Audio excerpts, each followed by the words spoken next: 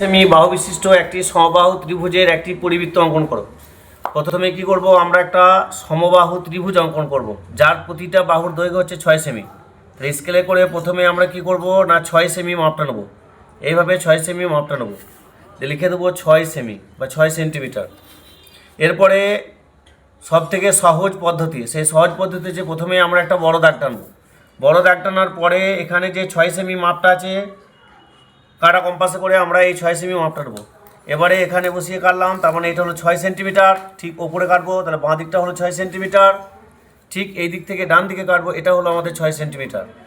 এরপরে এই যে দাগ বৃত্তচাপ যেটা আমরা কাটলাম, এই দুটো অংশকে আমরা এইভাবে যোগ করব। তাহলে এই দিকটা হলো 6 সেন্টিমিটার আর এই দিকটা হলো আমাদের 6 সেন্টিমিটার। এবার আমরা আমাদের সুবিধার জন্য নাম দিয়ে দেবো, এটা নাম দিলাম এ, এটা নাম দেবো আমরা বি, এটা নাম দেবো আমরা সি। এরপরে পরিবৃত্ত অঙ্কন করার ক্ষেত্রে নিয়ম হচ্ছে যে কোনো দুটো বাহুকে সমদ্বিঘটিত করতে হবে। হয় বিসিকে সমদ্বিঘটিত করব, অথবা এসিকে সমদ্বিঘটিত করব, অথবা এ বিকে সমদ্বিঘটিত করব। তাহলে এখন আমি প্রথমেই যেটা করব বিসি, তাহলে বিসি মাপটা নিলেও হবে। আমরা সবসময় যে মাপ থাকবে তার থেকে একটু কম নেব, তার থেকে একটু কম নেব। একবার ঠিক ত্রিভুজের ভিতরে অর্থাৎ সমান করে উপরে, আর একবার ঠিক নিচেই। এই মাপটাকে অপরিবর্তিত রেখে অর্থাৎ একই রকম থাকবে, কোনোভাবে পরিবর্তন করলে হবে না। এরপরে বিতে বসাবো, বিতে বসিয়ে ওই বৃত্তচাপের উপর কাটবো, আবার একবারে এই বৃত্তচাপের উপর কাটবো। এই যখন দুটো বৃত্তচাপকে আমরা পেলাম, এই বিন্দু আর এই বিন্দু, এই দুটো বিন্দুকে আমরা একসঙ্গে যোগ করব। এটা হলো আমার বিসিটা সমান 2 ভাগে ভাগ হলো। এরপরে আমি চাইলে এ বিকে সমদ্বিঘটিত করতে পারি, অথবা এসিকে সমদ্বিঘটিত করতে পারি। একই প্রসেস, শুধুমাত্র কি করব, এসি যে মাপ সেই মাপের থেকে একটু কম মাপ নেবো। কম মাপ নিয়ে একবার বাইরে কাটবো আর একবার ঠিক ত্রিভুজের ভিতরে কাটবো।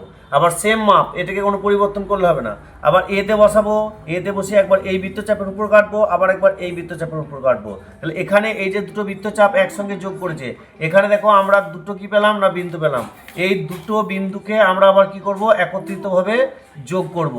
যোগটা এমনভাবে করতে হবে যেন এই বিসি বাহু সমদ্বিখণ্ডিত এবং এসি বাহু সমদ্বিখণ্ডিত দুটো দাগ যেন একসঙ্গে কি হয়, মিলিত হয়। এই মিলিত অংশে একটা বিন্দু হবে, অর্থাৎ এটাই হচ্ছে বৃত্তের কেন্দ্র। এরপরে এখানে আমরা কাঁটা বা কম্পাসটাকে বসিয়ে হয় এ অথবা বি অথবা সি যে কোনো এক জায়গায় নেবো, হয় এতে নিতে পারি, বিতে নিতে পারি, সিতে নিতে পারি। নেওয়ার পরে আমরা কি করব না এইভাবে একটা বৃত্ত অঙ্কন করব। তাহলেই আমাদের পরিবৃত্ত কি হবে না সম্পূর্ণ হবে। তাহলে এটার নাম দিয়ে দেবো আমরা কি, ও।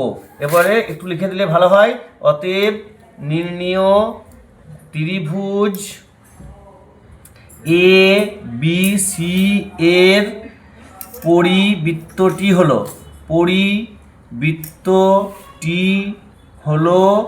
ও কেন্দ্রীয় বৃত্ত, ও কেন্দ্রীয় বৃত্ত। ব্যাস, তাহলেই ফুল মার্কস পাওয়া যাবে মাধ্যমিকে।